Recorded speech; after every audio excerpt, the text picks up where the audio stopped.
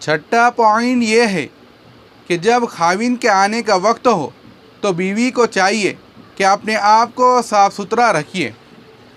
ہوتا یہ ہے کہ باہر جب نکلنا ہو تو دلہن کی طرح سج دھج کے باہر جائیں گی، اور خاوند نے جب آنا ہو تو پھر ایسی میلی کچیلی رہیں گی کہ بندے کی دیکھ کر ہی طبیعت خراب ہو جائے۔ یہ بہت بڑی غلطی ہے، بلکہ جتنی بھی نیک عورتیں گزری ہے ان سب کی یہ عادت رہی ہے کہ وہ روزانہ اپنے خاوند کے آنے کے وقت پر اپنے آپ کو بنا سنوار لیتی تھی، اور یہ بننا سنورنا ان کے لیے عبادت کے مانند ہو جاتا تھا۔ اس کا پتہ نہیں کیوں نہیں خیال کرتی، حالانکہ کتابوں میں بھی یہ بات بہت لکھی گئی ہے۔ ایک نیک بیوی کے بارے میں آتا ہے کہ وہ ہر رات اپنے آپ کو سنوارتی تھی اور اپنے میاں سے پوچھتی تھی کہ آپ کو میری خدمت کی ضرورت ہے۔ اگر وہ کہتے ہیں ہاں تو میاں کے ساتھ وقت گزارتی، اور اگر وہ کہتے نہیں مجھے نیند آ رہی ہے، سونا ہے، تو وہ مصلی پہ کھڑی ہوتی اور ساری رات اپنے رب کے سامنے ہاتھ باندھ کر گزار دیتی تھی۔ تو بیوی کو چاہیے کہ اپنے خاوند کے لیے گھر میں بن سنور کر رہیے۔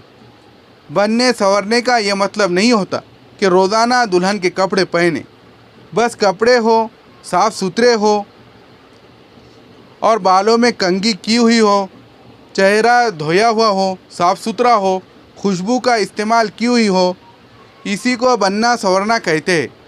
تو یہ بننا سنورنا عورت کے گھر کے فرائض میں شامل ہے، اس میں سستی ہرگز نہیں کرنی چاہیے۔ آپ باہر جائیں تو سادہ کپڑوں میں جائیں، باہر زر برق لباس پہننے کی کیا ضرورت ہے؟ کوئی ضرورت نہیں ہے۔ سادہ کپڑوں میں باہر جائیں گی تو فتنوں سے بچ جائیں گی۔ یاد رکھیے، لباس کی سادگی عورتوں کے حسن کی حفاظت کا سبب بن جاتی ہے۔ اس لیے دستور بنائیں کہ جب باہر جائے تو کپڑے صاف ستھرے ہو مگر سادہ ہو، اور گھر میں ہو تو پھر کپڑے اپنے خاوند کے لیے جو بھی پہن سکتی ہو مگر اپنے آپ کو بنا سنوار کر تیار رکھے۔ ایک مرتبہ نبی صلی اللہ علیہ وسلم اپنے صحابہ رضی اللہ عنہم کے ساتھ ایک لشکر سے واپس آ رہے تھے۔ مدینے کے باہر ہی آپ نے قیام فرمایا، حالانکہ گھر بہت قریب تھے اور گھر جا بھی سکتے تھے، مگر نبی صلی اللہ علیہ وسلم نے فرمایا کہ نہیں، تم رک جاؤ اور اپنے گھروں میں اطلاع بھجوا دو تاکہ بیویاں اپنے آپ کو خاوندوں کے لیے تیار کر لے۔ تو نبی صلی اللہ علیہ وسلم کی سنت سے پتہ چلتا ہے کہ عورتوں کے لیے یہ نبی صلی اللہ علیہ وسلم کی تعلیم ہے۔ جب عورتوں کو پتہ ہو کہ میاں کے آنے کا وقت ہے تو اس وقت میلے منہ پر میک اپ کرنے کے بجائے ذرا صاف ستھری ہو کر رہے، تاکہ نبی صلی اللہ علیہ وسلم کی سنت کے اوپر عمل ہو جائے۔ جب خود ہی صاف ستھری نہیں رہیں گی تو کیسے توقع کرتی ہے کہ خاوند کے دل میں ہماری روز نئی محبت ہونی چاہیے؟ جب خاوند توجہ نہیں کرتے تو پھر روتی پھرتی ہے۔ جب آپ نے ان کے لیے دنیا چھوڑ دی تو اب اپنے آپ کو ذرا صاف ستھرا بھی رکھیے تاکہ میاں کا طبعاً بھی آپ کی طرح محبت کا جذبہ زیادہ ہو جائے۔ ساتھی بات یہ ہے کہ رشتہ داروں کے ہاں جانا پڑتا ہے، کبھی تقریبات میں جانا پڑتا ہے تو صلہ رحمی کی نیت سے جائے۔ صلہ رحمی کہتے ہیں رشتہ داریوں کو جوڑنا، رشتے ناتوں کو جوڑنا۔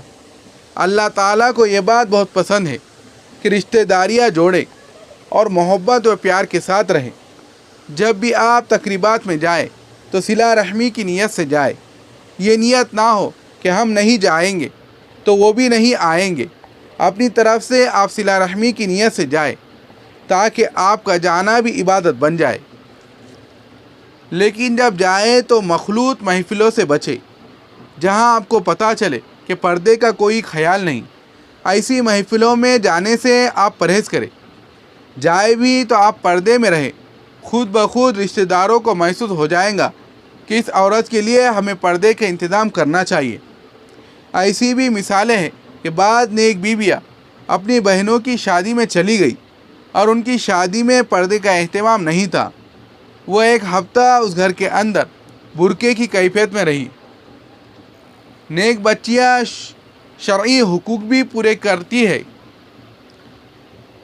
مگر اللہ کے حکموں کو بھی مد نظر رکھتی ہے، اس سے بھی پیچھے نہیں ہٹتی۔